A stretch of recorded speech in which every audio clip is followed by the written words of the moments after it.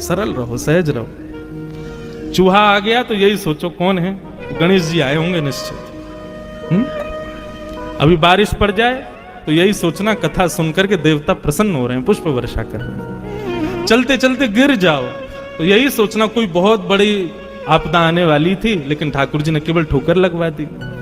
हर स्थिति में सकारात्मक, कभी भी मन में बुद्धि में ऐसे भाव आने ही मत दो कि ये गलत है, ये अपशकुन है। ये वैष्णव का पहला लक्षण है बंधु, वो हर स्थिति में भगवत कृपा का अनुभव करता है। प्रहलाद जी महाराज चाहते तो लाख बहाने बना देते, हिरण्यकश्यप के कुल में जन्मा, मैं भक्ति कैसे कर सकता हूं, लेकिन कोई बहाना नहीं किया। प्रहलाद जी अपने पिताजी को कहते हैं, पिताजी भक्ति का बीज अंकुरित माला जपने से नहीं होता, भक्ति का बीज अंकुरित माहौल होने से नहीं होता। अब आप सब लोग यहां पर नाम गुणगान कर रहे हैं, तो कोई नास्तिक आएगा तो निश्चित है वो भी गा देगा आप सबके प्रभाव से।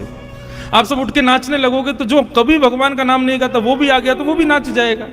माहौल तो सब करा देता है, लेकिन बिना माहौल के ये होना बहुत बड़ी बात है। तो पिताजी माहौल से भक्ति नहीं आती, नाम जप करने से भक्ति नहीं आती। आदि आदि भाव बताते हुए प्रहलाद जी अंत में कहते हैं, तो बोले फिर तुम्हारे अंदर भक्ति का बीज आया कैसे? तब प्रहलाद जी कहते हैं, महीयसां पाद रजोभिषेकम निष्किंचनानां न वृणीत यावत्। बहुत ध्यान से सुनिएगा बंधु। बोले पिताजी, निरंतर वैष्णव गुणानुवाद गाने वाले, निरंतर भगवत चर्चा करने वाले वैष्णवों की चरण रज की एक कृपा है कि मेरे अंदर भक्ति आई। श्री गुरु चरण सरोज रज निज मन मुकुर सुधार, वरणो रघुवर विमल यश जो दायक फल चार। सबको याद है हनुमान चालीसा। सबसे पहला वाक्य गोस्वामी जी क्या कह रहे हैं? श्री गुरु चरण सरोज रज निजमन मुकुर सुधार। अपने गुरु के चरण के रज के कण से मैंने अपनी मन बुद्धि को सुधारा है। और उसके बाद क्या हुआ? बोले वर्णो रघुवर विमल यश जो दायक फल चाह। मेरी सामर्थ्य नहीं है, आपकी सामर्थ्य नहीं है कि आप यहां सत्संग में बैठे हो, मेरी सामर्थ्य नहीं कि मैं व्यासपीठ पर बैठ के बोल रहा हूं। और अगर आप अपनी सामर्थ्य मान रहे हो कि आप बैठे हो और मैं यहां से बोल रहा हूं, ऐसी सामर्थ्य मैं मान रहा हूं, तो आप और मैं, हम दोनों ही एक प्रकार से बाल बुद्धि हैं। यह हमारी मूर्खता होगी। आपकी और मेरी सामर्थ्य नहीं है कि हम एक शब्द भी सुन सकें, एक बार भी श्री राधा मुख से कह सकें, एक बार भी वृंदावन जा सकें या वृंदावन का स्मरण कर सकें। ये सब हम कर रहे हैं, निश्चित ही हमारे गुरुदेव की हम पर कृपा है। प्रहलाद जी कह रहे हैं, हिरण्यकश्यप बोले तुझ पे गुरुदेव की कृपा कब हो गई और यहां कौन से गुरु आ गए? तो प्रहलाद जी ने सारे वेद खोल दिए। बोले पिताजी, आप तो गए थे अमर होने के लिए हिमालय पर, उस समय मां को मारने के लिए राक्षस आए थे, उस समय मैं गर्भ में था। आप जब तपस्या से लौट करके आए उस समय मेरी आयु 5 वर्ष की थी, लेकिन आपने तपस्या की 1000 वर्ष तक, 10,000 वर्ष तक। आपने एक बार भी विचार नहीं किया कि 10,000 वर्ष बाद में आया मेरा बेटा 5 ही वर्ष का है। क्यों? क्योंकि मेरी मां को नारद जी बचा के ले गए राक्षसों से, और मेरी मां ने नारद जी से वरदान मांगा कि आप मुझे एक वरदान दो कि जब तक मेरी इच्छा नहीं हो तब तक मैं अपने बालक को जन्म ना दूं। तब नारद जी ने मां को यह वरदान दिया और 10,000 वर्ष तक नारद जी ने अनवरत भागवत की कथा मुझको सुनाई। मैं मां के गर्भ में बैठ करके वो भागवत के पीयूष वर्षण का पान करता रहा पिताजी। 10,000 वर्ष बाद मेरा जब जन्म हुआ तब ये भक्ति के बीज मेरे भीतर अंकुरित हुए। तो निश्चित ही आप मानिए चाहे मत मानिए, आपके पूर्वजों के किसी ने तो वृंदावन रस को चखा है, वृंदावन रस की सेवा की है, इसीलिए वो भक्ति का बीज आपके भीतर आया है और अब आप भी कर रहे हो। तो निश्चित है इसका जरूरी नहीं आपके पुत्र पे आएगा, पुत्र के पुत्र में आ जाएगा, पुत्र के पुत्र के पुत्र में आ जाएगा, कहीं ना कहीं तो वो बीज जाकर के अंकुरित होगा, उसको आप रोक नहीं सकते। तो भैया ये भक्ति आती कहां से है? बिना महत पाद रजोभिषेकम। जब तक आप संत जनों के चरणों में दंडवत प्रणाम नहीं करोगे, यह भी विचार मत करो कि पृथ्वी पर गंदगी पड़ी है, मिट्टी पड़ी है, कीच है, क्या संत दिखे और तुरंत दंडवत। जब इतनी तत्परता संतों के वैष्णवों के प्रति रहेगी, तब भक्ति के बीज अंकुरित होंगे। तो निश्चित ही हम आप सब लोगों ने, या मेरे पूज्य नाना जी पंडित श्री कृष्णलाल शास्त्री जी, वो कहा करते थे, बोले लाला हम पूर्व जन्म में सूरदास कुंभनदास तो नहीं रहे होंगे, पर जब सूरली में हम आप सब लोग भी किसी ना किसी रूप में जाते रहे होंगे, और उन लोगों की एक बार हम पर दृष्टि पड़ गई होगी, उनकी एक दृष्टि का ये कमाल कि महाराज कि इस जन्म में हम भक्त हैं, हम वैष्णव हैं, हम वृंदावन के उपासी हैं।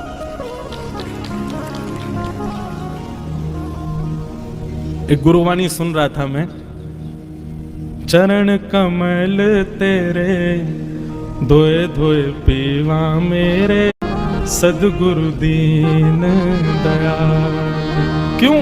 अच्छा एक और बात, आप इस भाव से ये मत सोच लेना कि संत जहां से भी जाएं वहां चरण रज उठा के माथे से लगा लें, उनके चरण धो के और उसको दिन रात पीवें, उससे तो होता ही है, पर उसके पहले उनकी वाणी सुनकर के अपने चित्त को, अपनी बुद्धि को, उसको स्थिर करना पड़ेगा, उसकी स्थिति का अनुमान लगाना पड़ेगा, तभी यह संभव हो सकता है। हमारे वृंदावन में गौड़िया वैष्णव संप्रदाय के एक महापुरुष रहते थे, सेवा में पधारा, नित्य सेवा करते थे। एक बार उनके ठाकुर जी ने बंगाल के किसी वैष्णव भक्त को स्वप्न में दर्शन देके आज्ञा की कि तुम वृंदावन चले जाओ। बंधुओं एक मेरी बात बहुत ध्यान से सुनो, ठाकुर जी का जब अनुग्रह होता है तो सबसे पहले ठाकुर जी स्वप्न में दिखेंगे। भगवत दर्शन ऐसे नहीं होगा स्पष्ट ठाकुर जी प्रकट हो गए, दिख गए, चल रहे फिर रहे हैं, दिख रहे हैं हमको, ऐसा नहीं। ठाकुर जी सबसे पहले स्वप्न में दर्शन देंगे, और स्वप्न में भी प्रत्यक्ष नहीं दिखेंगे। ठाकुर जी की कोई ना कोई अंग का दर्शन होगा, ठाकुर जी की कोई ना कोई वस्तु का दर्शन, वंशी दिख जाएगी, मोर मुकुट दिखेगा, ठाकुर जी की पीली पीतांबरी दिखेगी। रात्रि में सोते सोते ऐसा लगेगा मानो चंदन की सुगंधी आ रही हो, केसर की सुगंधी आ रही हो, ऐसे ऐसे अनुभव ठाकुर जी कराते हैं। स्वप्न दर्शन सबसे पहला। हमारी एक बात मान लीजिएगा, स्वप्न में कभी ठाकुर जी दिख जाएं, कभी किसी को बताइएगा मत। प्रेम को और रत्न को दोनों को गोपनीय रखना चाहिए। प्रचार कर दोगे रत्न कहां रखा है तो चोरी होने का भय रहता है। ऐसी प्रेम का भी ढिंडोरा पीट दोगे तो निश्चित है कि आपका प्रेम एक दिन नष्ट हो जाएगा। इसलिए प्रेम और रत्न दोनों गोपनीय रखने वाली वस्तु। तो भगवत कभी दर्शन स्वप्न में हो या कोई अनुभव कभी भी हो तो कभी किसी से कहना नहीं। हाँ, कभी ऐसा लग रहा हो कि किसी की भक्ति में विश्वास जग जाएगा मेरे बताने से तो कह देना, लेकिन बहुत सकुचा के संकेत में कहना, ज्यादा मत बोल देना। तो स्वप्न में ठाकुर जी दिखते हैं। स्वप्न के बाद प्रतीक्षा करो कि अब जागृत अवस्था में उनका अनुभव होगा। आप जहां बैठे हो ऐसा लगेगा ठाकुर जी यहीं विराज रहे थे। आपको ऐसा लगेगा ठाकुर जी ने कोई अनुग्रह किया, कोई कृपा की है। तो पहला स्वप्न दर्शन, दूसरा अनुभव दर्शन, और तीसरा होगा प्रत्यक्ष दर्शन। ठाकुर जी दिखे ही जाएंगे, सामने ही खड़े हो जाएंगे। बहुत लंबी दूरी है भैया हमारी और ठाकुर जी की, थोड़ी नेक समीप करनी है। तो नाम जब तिलक लगाना, कीर्तन करना, सत्संग सुनना, इसके पीछे एक ही उद्देश्य रखो, ठाकुर जी स्वप्न में ही आ जाओ, और कुछ नहीं तो एक बार तो कोई अनुभव कराओ। तो बंगाल के एक भक्त को ठाकुर जी ने स्वप्न में जाकर के कहा कि तुम वृंदावन जाओ, हम तुम्हारी भक्ति से बड़े प्रसन्न हैं, और वहां एक गौड़िया वैष्णव बाबा रहते हैं, उनके यहाँ मदन मोहन जी की सेवा है, तुम वहां जाकर के उनका अनुग्रह स्वीकार करो। बंगाल से वो व्यक्ति वृंदावन आया, सत्य घटना है। वृंदावन आकर के उसने बाबा जी का परिचय पूछा, उनके पास गया, जाकर के उसने ये नहीं कहा कि ठाकुर जी ने स्वप्न में आज्ञा की है। भक्त का यह भी स्वभाव होता है, वो अपने ऊपर होने वाली कृपा का प्रदर्शन भी नहीं करता। एक बात से बचिएगा, भक्ति में प्रदर्शन की स्थिति नहीं आनी चाहिए। हम सबको दिखाएं कि देखो हम भक्त हैं, नहीं, ऐसा भी नहीं होना चाहिए। अपनी भक्ति को जितना हो सके गोपनीय रखो, छुपाओ। इस भक्ति की प्रणालिका को कहते हैं अंतर्निष्ठ भक्ति। जैसे एक प्रकार से आज की भाषा में कहूं, हमको कोई प्रिय लगता, हम किसी से प्रेम करते हैं, लेकिन कभी कहा नहीं है? लेकिन कई लोग होते हैं, अरे कह दो, कहने में क्या जाता है, बता दो कि तुम प्रेम करते हो। लेकिन कई लोग, प्रेम ज्यादा प्रिय कौन सा लगता है? जीवन भर प्रेम किया लेकिन कभी कहा नहीं, ये प्रेम ज्यादा अच्छा माना जाता है ना। ठीक वैसे ही ठाकुर जी के हम पर कितनी कृपा हो रही है, हमारी भक्ति कितनी, इसका ज्यादा प्रदर्शन नहीं होना चाहिए। उसको जितना हो सके गोपनीय रखो। तो आकर के बाबा के चरणों में प्रणाम किया। उसने नहीं बताया कि ठाकुर जी ने स्वप्न में आज्ञा की कि तुम वृंदावन जाओ। बाबा ने कहा कहो कैसे आए? बोले बाबा ब्रजवास करना है, आप अपने चरणों में हमको रख लो। अपनी गुरु प्रणाली बताओ, अपने दादा गुरु, परदादा गुरु, परदादा गुरु के नाम बताओ।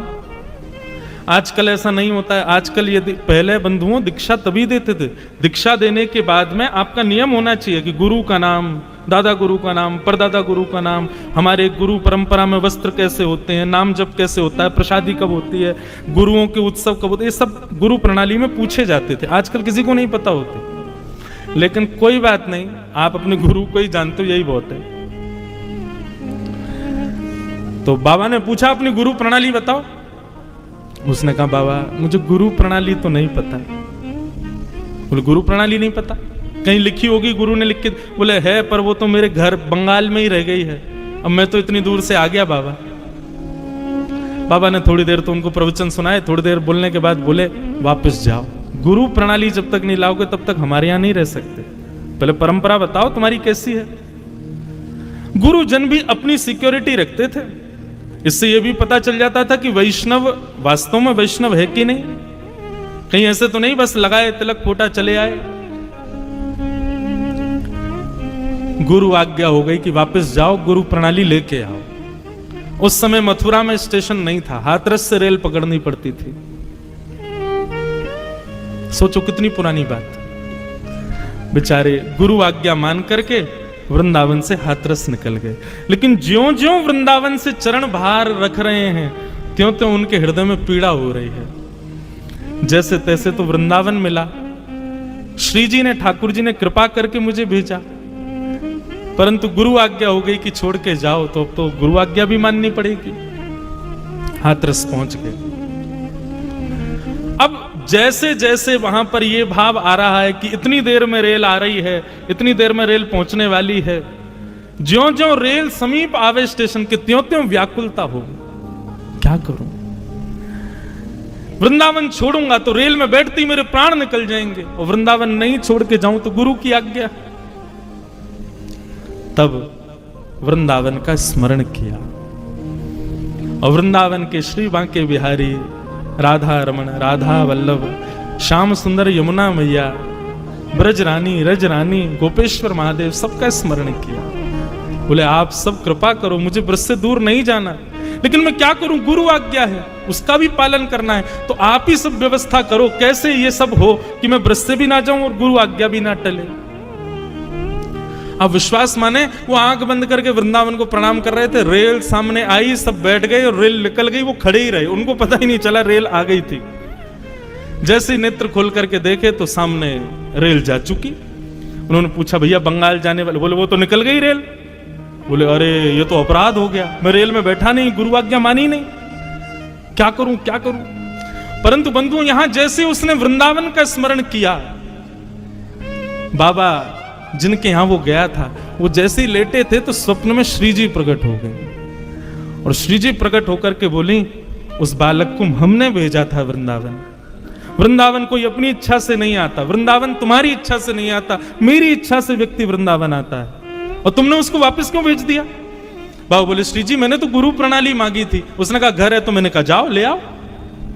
बोले अपने राधा अपने मदन मोहन जी के सिंहासन के नीचे देखो, पर्ची में हमने उसकी गुरु प्रणाली लिख करके रख दी है, उसकी गुरु प्रणाली वहीं रखी है, जाकर के तुम उसका दर्शन कर लो और वो कल जब आए तो उसको स्वीकार कर लो। अब वो बालक सोचे मैं क्या करूं, रेल तो निकल गई, 4 दिन तक रेल आनी नहीं है। सहमा सहमा वृंदावन आया, डर रहा था कहीं गुरुजी ने मुझको देखा तो कहीं नाराज ना हो जाए, और यहां गुरुजी उसको ढूंढ रहे थे कि बेचारा कहां चला गया, उसको ढूंढो कहीं ज्यादा दूर ना निकल गया हो। तभी बीच वृंदावन के परिक्रमा मार्ग में सामने से उस बालक को आते बाबा ने जैसे ही देखा, बालक तो डर गया कि बाबा यही मारेंगे, मुझको देख लिया कि तू गया नहीं बंगाल। लेकिन बाबा तो दौड़ करके आए और हृदय से लगा लिया, नेत्र सजल हो गए। बोले मुझे तुम्हारी गुरु प्रणाली मिल गई।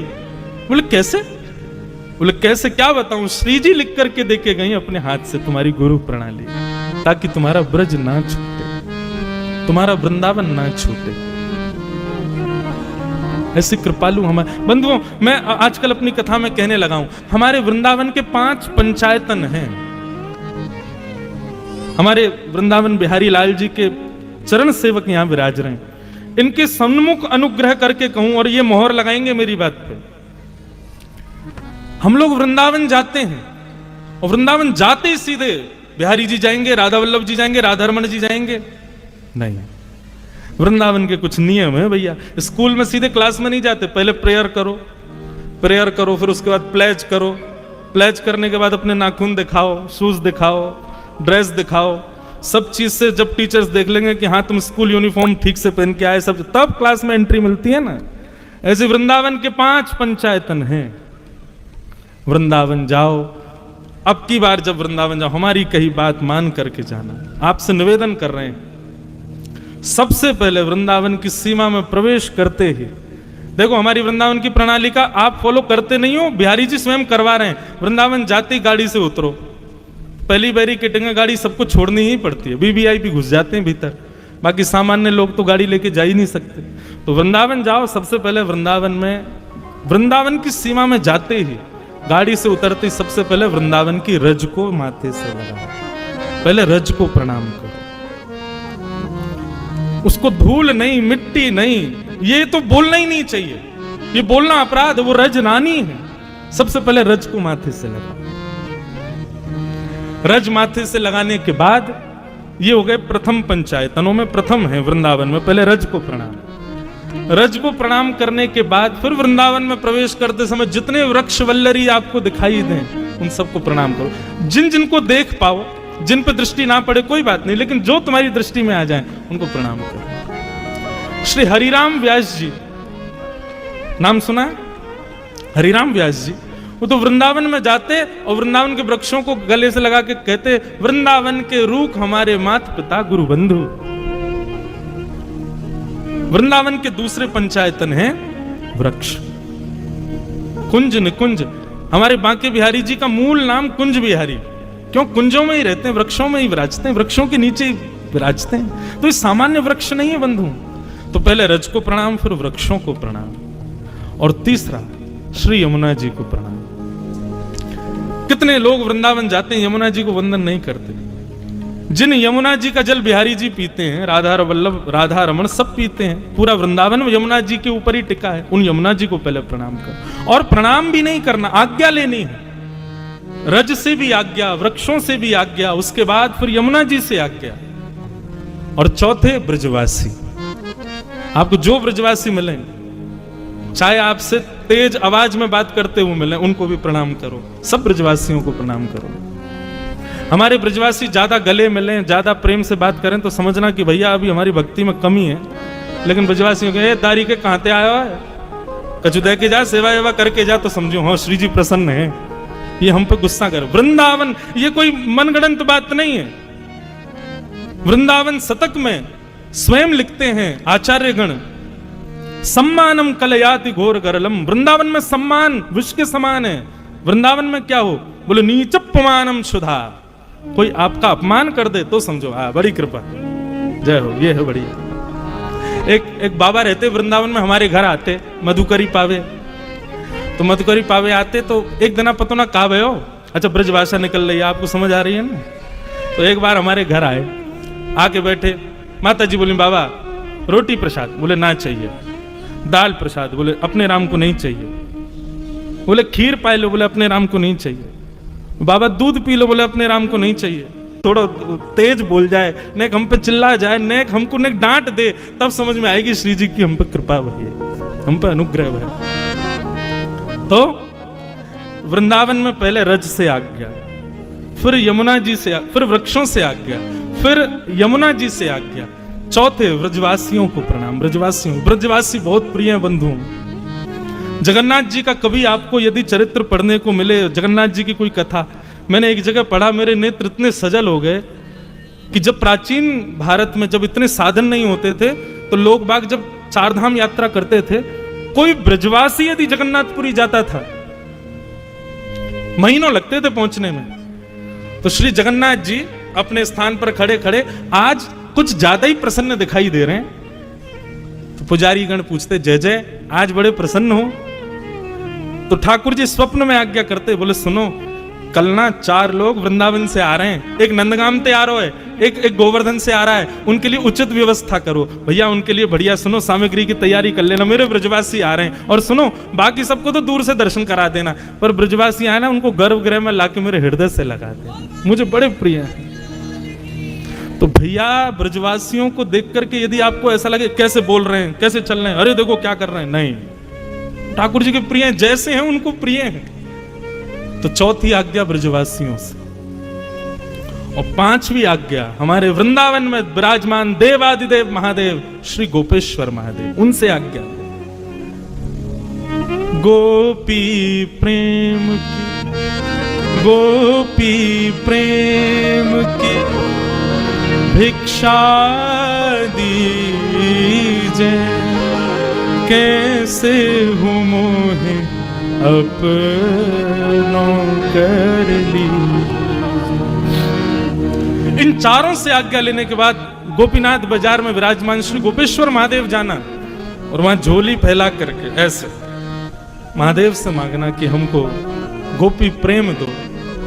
आप बस झोली फैला देना और उसके बाद आप बिहारी जी दर्शन करने जाना। जब इन 5 स्थानों से आप आज्ञा लेकर के जाएंगे और बिहारी जी जाएंगे, मैं दावे से कह रहा हूं मंच पर बैठ के, आपका रोम रोम पुलकित हो जाएगा मंदिर में प्रवेश करेंगे। आज तक हजारों बार बिहारी जी गए, लेकिन अब की बार ऐसे जाकर के देखिएगा, क्योंकि अब की बार क्या होगा जब इस प्रकार से जाओगे, तो अभी तक तो बिहारी जी को आप देख रहे थे, लेकिन अब की बार बिहारी जी आपको देखें। जब दिखेगा माथे पर ब्रजरज लगी, जब दिखेगा ब्रजवासियों ने आज्ञा दी है, जब दिखेगा श्याम सुंदर यमुने मैया की कृपा से आए हैं, और जब देखेगा कि गोपेश्वर महादेव ने गोपी बना करके भेजा है, तभी तो ठाकुर जी निहारे। हम सीधे क्लासरूम में घुसते पहले प्रेयर तो करो, पहले प्लेज तो करो, पहले यूनिफॉर्म तो अच्छे से पहनो। क्लासरूम क्या है, बोले बिहारी जी, राधा वल्लभ, राधा रमण, ये सब क्लासरूम है वृंदावन के, लेकिन पहले वहां की यूनिफॉर्म तो धारण करो, माथे पर रज हो, मुख में राधा नाम हो और हृदय में गोपी भाव हो, तब बिहारी जी देखते हैं, तभी बिहारी जी की कृपा होती है। और फिर जब इस प्रकार से जाओगे तो सब लोग बिहारी जी में जाके यही गाओगे। मीराबाई कहती हैं, लागे वृंदावन निको अली माने, लागे वृंदावन निको धाम की, ऐसो वृंदावन धाम। कृपा करें श्री जी, तभी वृंदावन की याद आवे, वृंदावन जावे को अवसर मिले। तो अब की बार भैया ये पंचायतन को पहले प्रणाम करियो, पहले रज को प्रणाम करियो, फिर वृक्षन को प्रणाम करके आज्ञा लियो, ब्रजवासी को, यमुना जी को और श्री गोपेश्वर महादेव उनको प्रणाम करो, तब आप बिहारी जी दर्शन करने जाओगे। नियम से जाओगे तभी वाकई कृपा होगी। हमारे वृंदावन में एक आज एक भक्त प्रणाली, भक्त चर्चा कहीं पढ़ रहा था, तो वहां एक बहुत सुंदर कथा आई। एक श्री गिरिजा देवी नाम की एक महिला थी बिहार की। उन पर कैसी कृपा ठाकुर जी ने की। बंधुओं, श्रीमद् भागवत में 4 प्रकार के भक्त बताते हैं भगवान अपने। सब लोग इधर देखो, सावधानी से सुनो। दंड उत्सव मन रहा है भैया, हाँ, तो सबको दंड मिले, ये उत्सव रूपी दंड, इसलिए ध्यान से सुनो। थोड़ी देर और सुनो, फिर तो प्रस्थान है। अभी काय को प्रस्थान है? अभी तो रात्रि में और बढ़िया उत्सव। यहाँ पे हमारे बाबा चित्र विचित्र जी आ रहे हैं, वो भी वृंदावन रस सुनाएंगे। अगली बार महाराज जी आप ये उत्सव करो ना, हमारे विपराग जी, तो इसको वृंदावन प्रकट उत्सव नाम देना। और चंडीगढ़ के जितने भी वृंदावन उपासी हैं, सब इस उत्सव में इसी भाव से आओ, वृंदावन प्रकट उत्सव। नहीं, यहां सब वृंदावन ही है। आप लोग भले ही जन्मे चंडीगढ़ में हो, लेकिन चित्त में सबके वृंदावन बैठा है। तो वृंदावन प्रकट उत्सव नहीं है, यहां कोई और चर्चा ही नहीं है। हमारे वी पराग जी, उनका पूरा परिवार सो रहे हैं, उठ रहे हैं, चल रहे हैं, फिर रहे हैं। हर क्रिया में भी वृंदावन ही चल रहा होगा, मन में श्री जी का ही नाम चल रहा होगा। 24 घंटे आदमी से कहो नाम जपो, नहीं जप पाएगा, लेकिन इस उत्सव के बहाने 24 घंटे चिंतन में वृंदावन और श्री जी ही हैं। वो आपके पास ही हैं, आपके संग ही बैठी हैं। और जैसे मैं कहूं भैया वृंदावन को श्री जी कृपा के बिना ना बच सके, तो यहाँ की जितनी व्यवस्था है ये वो सब श्री जी ने ही कराई है। ये वो कोई सामान्य व्यक्ति की बस की बात ना है। तो गिरिजा देवी नाम की एक सुंदर कन्या नहीं थी, उनके बड़े बड़े बालक थे। लेकिन पता नहीं क्यों वहां बिहार में बैठे बैठे उनके चित्त में ठाकुर जी के प्रति प्रेम उत्पन्न। अब इसमें आप क्या कहोगे बताओ? एक बिहार के बहुत बड़े संपन्न व्यक्ति की पत्नी थी, कभी वृंदावन आई नहीं, ठाकुर जी को देखा नहीं, उनके हृदय में कैसे भगवत भक्ति प्रारंभ हो गई? इसका मतलब यही है कि उन्होंने ठाकुर जी को याद नहीं किया, ठाकुर जी उनको याद कर रहे थे, ठाकुर जी उनका स्मरण कर रहे थे। मेरा सुमिरन हरि करें, मैं पावा विश्राम। भक्ति की स्थिति कहां तक जानी चाहिए? हमारा नाम जप, हमारी परिक्रमा, हमारा वृंदावन आवागमन, बिहारी जी दर्शन, इन सब से हमको चाहिए क्या? हे बिहारी जी, बहुत आ गए वृंदावन, अब कृपा करो, आप पधारो चंडीगढ़, आप पधारो हमारे चित्त में, आप पधारो हमारे स्वप्न में। ये स्थिति होनी चाहिए। मेरा सुमिरन हरि करें, आप कभी हमारा सुमिरन कर लो नाथ, हम इसलिए आपका भजन ज्यादा कर रहे हैं। हम प्रधानमंत्री को याद करते हैं, सभी कर रहे हैं। तो प्रधानमंत्री ने आपको याद किया, बड़ी बात है कि नहीं है? आपको प्रधानमंत्री याद कर रहे हैं। अब सोचो, श्री जी को तो सभी याद कर रहे हैं, लेकिन श्री जी आपको याद कर रही हैं, कितनी बड़ी बात है। निश्चित मानिए, इसके लक्षण क्या है कि श्री जी हमको याद कर रही हैं? इसके सिम्टम्स क्या हैं? कैसे पता चले कि श्री जी को भी हमारी स्मृति होती है? उनको पता है कि कोई रमेश नाम का व्यक्ति है, कोई विपराक नाम का व्यक्ति है, कोई इंद्रेश नाम का व्यक्ति, श्री जी को कैसे पता होगा? इसका ये हमको प्रमाण कैसे मिले कि श्री जी को पता है कि हम भी कोई हैं लाखों की करोड़ों की भीड़ में? आहा, ताको मन भक्तन की सेवा। श्री जी जिसका स्मरण करती हैं उसके चित्त में भक्त वैष्णवों की सेवा का भाव प्रकट हो जाता है। मैं अपनी कथाओं में बंधुओं एक बात कहता हूं, नाम जप कोई भी कर लेगा, नित्य तिलक नियम कोई भी कर लेगा, गोवर्धन वृंदावन परिक्रमा कोई भी कर लेगा, हर महीने बिहारी जी का दर्शन कोई भी कर लेगा। ठीक है, सहज है, थोड़े कृपा की आवश्यकता कर लेगा, लेकिन वैष्णव संत सेवा हर कोई नहीं कर सकता। आप ठाकुर जी को जैसा भोग लगा दोगे बेचारे पालेंगे, जैसे वस्त्र पहना दोगे पहन लेंगे। सेवा तो असली तब होती है जब ठाकुर जी के जनों की सेवा करो। उनके सामने दाल में नमक ज्यादा होगा तो बोल देंगे, ठाकुर जी नहीं बोलेंगे कभी, जैसे ये दे दो भैया। लेकिन वैष्णव जनों वो कहेंगे भैया दाल में नमक ज्यादा, थोड़ा कम करो, मेहनत करनी पड़ेगी। ठाकुर जी की सेवा में मेहनत है ही नहीं, सेवा में मेहनत तो वैष्णवों की सेवा में। और वैष्णव प्रिय लगने लग जाए, वैष्णवों की सेवा में सुख मिलने लग जाए, तो समझो श्री जी आपको याद कर रहे हैं। श्री जी की स्मृति के बिना नहीं हो सकता। वृंदावन में एक रसिक रहते थे, वो सबसे यूं कहते थे, भाई कुछ भी कहो, कभी ये मत कहना कि अपने ठाकुर जी के दर्शन कराओ, मैं अपने लाल जी के कोई को दर्शन नहीं कराऊंगा। एक दिन सब पीछे पड़ गए, बोले इसके लाल जी में ऐसा क्या है भैया, ये मना करता है सबसे, मैं दर्शन नहीं कराऊंगा। सब पीछे पड़ गए, बोले दर्शन कराओ। बोले नहीं, तुम सब कहोगे ये कैसे ठाकुर जी, अगर तुम ऐसा कहोगे तो मुझे मेरे हृदय को बड़ी ठेस पहुंचेगी, इसलिए मैं अपने ठाकुर जी के दर्शन किसी को नहीं कराऊंगा। एक ने उससे जाके कहा, बोले मैं कभी नहीं कहूंगा तेरे ठाकुर जी चाहे जैसे हो, मैं तो यही कहूंगा बड़े प्यारे ठाकुर जी।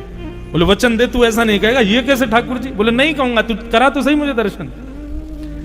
जैसे उसको लेकर के अपनी कुटिया में गया, कुटिया में जाते ही महाराज सामने एक ऐसे बढ़िया आसन था और आसन के ऊपर मटका रखा था, मटके पे माला चढ़ रही थी, उसी पे तिलक पूजन रोरी चावल पधराए हुए थे, सामने भोग रखा था और उन्हीं को जाके प्रणाम करने लगा, मटके को, घड़े को। तो ना चाहते हुए भी संग वाले ने बोले दिया, ये कैसे ठाकुर जी, भैया ये कैसे ठाकुर जी तेरे। उसने कहा देख मैंने मना किया था ना। बोले अच्छा क्षमा कर दे भैया, लेकिन एक बार बता तो सही, ये मटके जैसे ठाकुर जी कैसे तेरे।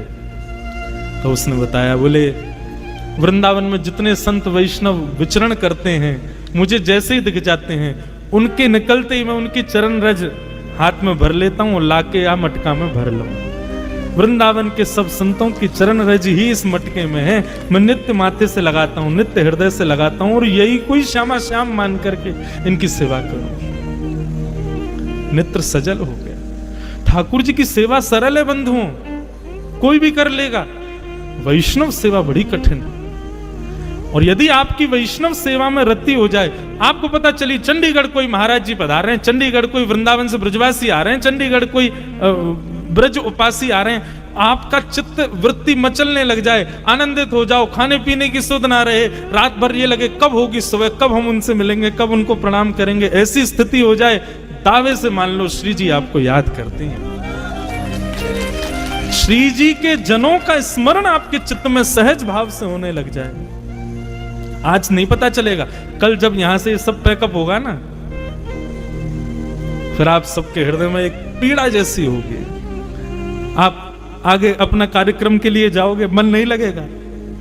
क्यों? बार बार स्मृति आएगी, कैसा आनंद आया था, रात में कैसे नाचे थे, हमने कथा सुनी थी, इतने वैष्णव आए थे, ऐसा हुआ था वैसा, ये बार बार ये स्मृति चित्त में आएगी। उस समय जो विरह वेदना होगी ना, निश्चित मानना वो वेदना आपकी नहीं, श्री जी की है, वो आपको याद कर रही है, इसलिए वो वेदना हो रही है। तो श्री जी की स्मृति में आप हो, इसका मतलब क्या है, ये कब मानो, जब आप वैष्णवों के प्रति बड़े प्रिय हो जाओ, वैष्णवों की सेवा में आपकी रति हो जाए। तो श्री जी स्मरण करें, हमको इतना भजन करना है। तो गिरिजा देवी नाम की एक महिला थी, पता नहीं क्यों उनके हृदय में एक अदृश्य से ठाकुर जी के प्रति प्रेम प्रकट हो गया। एक दिन सहज ही अपने पति से कहा मुझे वृंदावन जाना है। पति ने कहा ठीक है, कल तुम्हारी व्यवस्था कर देते हैं, वृंदावन चली जाओ, ज्यादा नहीं 50, 60, 100 वर्ष पुरानी बात होगी ज्यादा से ज्यादा। लेकिन मैं केवल जाके दर्शन करके वापस आने के लिए नहीं मांग रही हूं आज्ञा, मैं सदा के लिए वृंदावन ही रहूंगी, मैं वापस नहीं आऊंगी। पति ने पहले तो बहुत मना किया, बहुत दिन तक उसकी आज्ञा का, बोले ऐसे कैसे जाने दूंगा, कहां रहोगी, क्या बोले वो नहीं पता, बस मुझे वृंदावन जाने दो। जब स्थिति ऐसे होने लगी, कृष्ण विरह का ज्वर चढ़ने लगा, बुखार आने लगा, किसी भी औषधि से भी वो बुखार दूर नहीं होता था, तो पति ने यही सोचा उसी में भलाई है कि इनको वृंदावन भेजो, और वो वृंदावन आई। श्री राधा रमण जी की अनन्य भक्त, सदा उन्हीं के दर्शन करते, उन्हीं की लीला का अनुभव करते। कभी ठाकुर जी स्वप्न में आते, कभी अनुभव में आते, कभी मंदिर में वो दर्शन कर रही होती तो उनको अनुभव होता कि कंधे पे बैठे हैं मेरे और मुझे ऐसे करके देख रहे हैं, ऐसा उनको अनुभव होता धीरे धीरे। लेकिन जैसे ही वो उस अनुभव में प्रवेश करती, ठाकुर जी अंतर्ध्यान हो जाते, उनको ये पीड़ा सहन नहीं होती। और राधारमण जी से कहती आप आते ही क्यों जब आपको मिलना ही नहीं है, तो आप मुझे स्वप्न में क्यों दिखते हो जब आपको निरंतर रहना ही नहीं है। तो मुझे स्पर्श करके क्यों जाते हो? जब मेरा स्पर्श नहीं आपको करवाना है तो मत किया करो आप ऐसे। मैं नित्य मंदिर आऊं, आपको देखूं, चली जाऊं, यहीं तक भक्ति रहने दो ना। आप क्यों मुझे पीड़ा देते हो? ये गोपियों की स्थिति भागवत में यही है।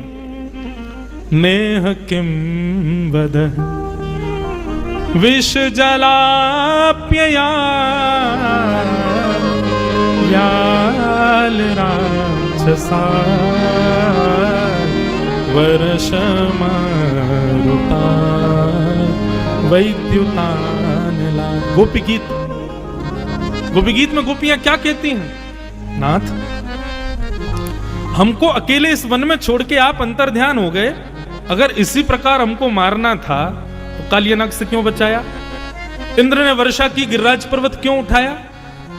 तृणावर्त, सक्टासुर, इतने सारे राक्षस ब्रज में आए हमको मारने के लिए। आपने हमको उनसे क्यों बचाया जब आपको ऐसे ही मारना था हमको? तो वही बात गिरिजा देवी कहने लगी, हे राधा रमण, आपको नहीं समझ आता है, लेकिन आप जब स्वप्न में आके अंतर ध्यान होते हो, मुझे छू के चले जाते हो, मुझे बार बार अनुभव, उसके बाद मेरी जो स्थिति होती मैं कैसे बताऊं? प्राण निकल जाएंगे मेरे किसी दिन। ऐसा मत करो। एक दिन महामंत्र का जाप कर रही थी, हरे कृष्ण कृष्ण कृष्ण हरे हरे, हरे राम राम राम हरे हरे। महामंत्र का जप निरंतर करती थी। और जब वो जप करने बैठती तो कभी हाथ से माला छूट जाए, कभी उनको नींद सी आने लग जाए, कभी पीछे से नोच के भग जाए ठाकुर जी, ऐसे कुछ ना कुछ करते थे। पता नहीं उनके मन में कहां से ये भावना आई और उन्होंने माला पुनः उठाई और महामंत्र ना करके श्री राधा श्री राधा श्री राधा श्री राधा श्री राधा जपने लगी। जैसे ही श्री राधा नाम का उच्चारण करना उन्होंने प्रारंभ किया, किसी ने उनको कहा नहीं, किसी ने उनको बोला भी नहीं, पर सहज ही उन्होंने शुरू कर दिया। क्यों? इस विरह वेदना को श्री जी समझ गई थी कैसे दूर करना है। बहुत ध्यान से सुनना क्या हुआ। जैसे श्री राधा राधा राधा जपने लगी तो गिरिजा देवी एक गोस्वामी जी के यहाँ किराए पर रहती थी। नीलमणि गोस्वामी जी के घर पर किराए पर रहती थी। वो गोस्वामी जी को ज्वर चढ़ा था, वो लेटे हुए थे अपने बिस्तर पर। अचानक बिस्तर पर लेटे लेटे उनको पता नहीं क्या हुआ, वो कहने लगे, गिरिजा देवी को बुलाओ, गिरिजा देवी को बुलाओ, गिरिजा देवी को बुलाओ।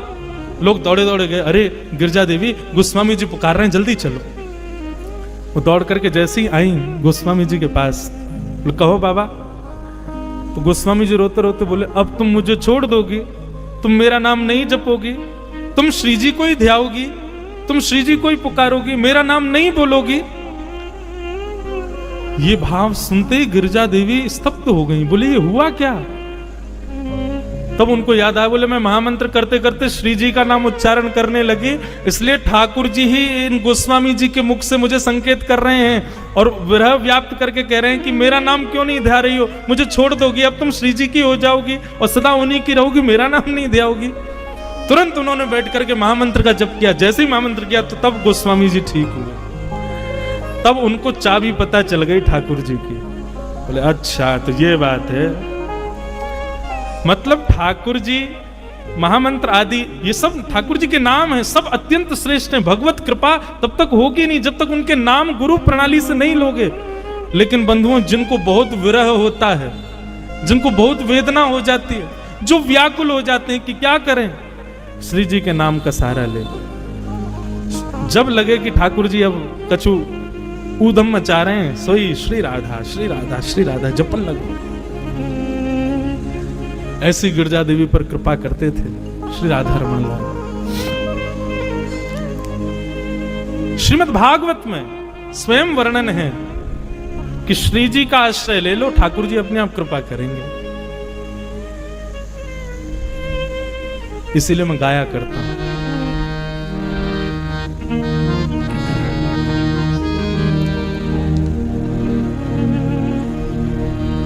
हे सुने राधिका दुलारी, तेरे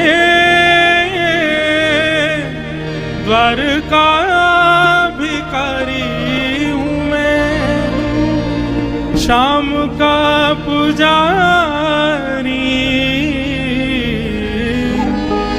पीड़ा है हमारी हमें श्याम ना मिला, हमें